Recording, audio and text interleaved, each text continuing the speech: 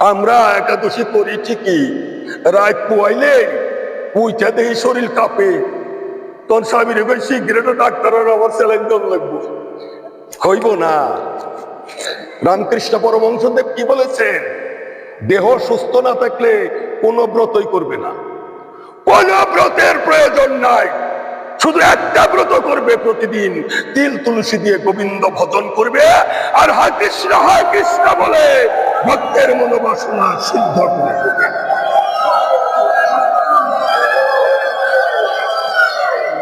এই হরিবাসর তিথির দিন অক্রূর নারায়ণীকে তিল তুলসী দিয়ে পূজা করে নারায়ণকে বলছেন, নারায়ণ ওগো বিপদ ভঞ্জন, আমি সাধন জানি না, ভজন জানি না, একবার নিজ গুণে কৃপা করে ভক্তের মনোবাসনা পূর্ণ করো, আমি যেন ব্রজে গিয়ে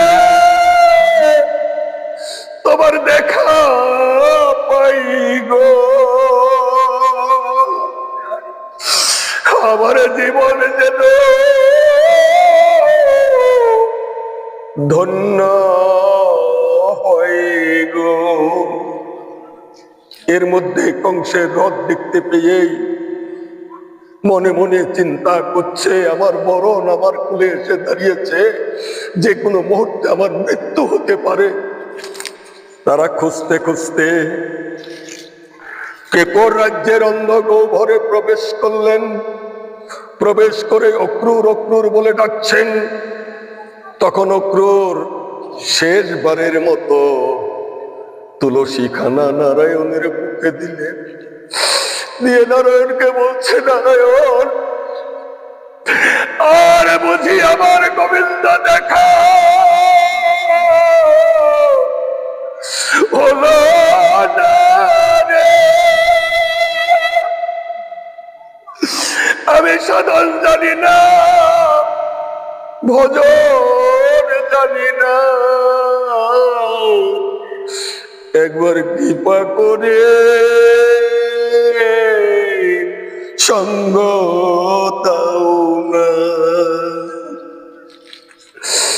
আদি সকলের সঙ্গ ভঙ্গ হয়ে যাবে, তাই আজ অক্রূর মনে মনে বলছেন, প্রভু তোমার সঙ্গ যেন না হারাই গো। আমি জীবনে জীবনে যত পাপ করেছি গোবিন্দ, তুমি সমস্ত অপরাধ আমায় ক্ষমা করে দিও। অক্রূর তেল তুলসী দিয়ে নারায়ণকে বারবার বলছেন,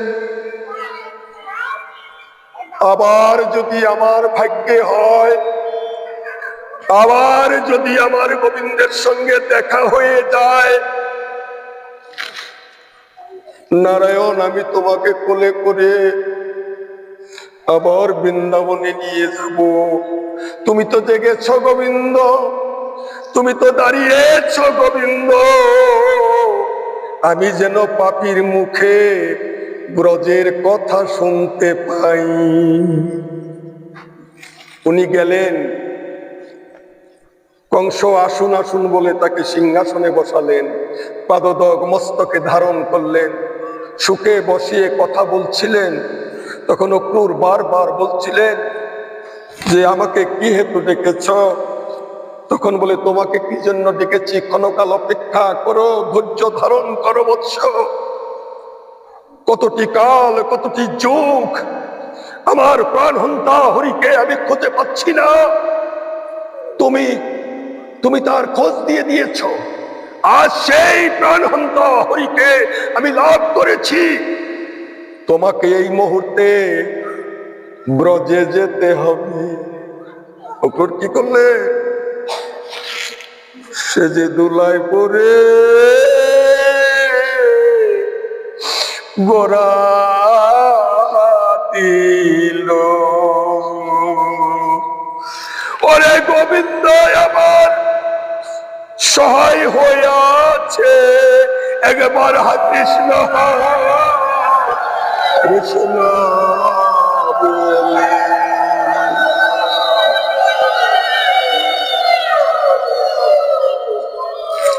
অক্রূরের মনোবাসনা গোবিন্দ পূরণ করে দিলেন। ব্রজের কথা শোনার সঙ্গে সঙ্গে তার মনের ভেতরে এমন উদ্দীপন সৃষ্টি হলো, গোবিন্দ কোনোদিন তো তোমারে দেখি নাই, কোনোদিন তো তোমার সঙ্গ করি নাই, কোনোদিন তো তোমার কাছে যাইনি। তুমি যদি আমারে না চিনো আমার কি হবে, আমি কি করব? আমি যমুনায় এসে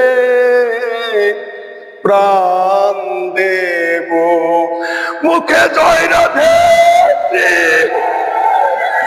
রাধে বলে যমুনায় এসে প্রাণ দেব।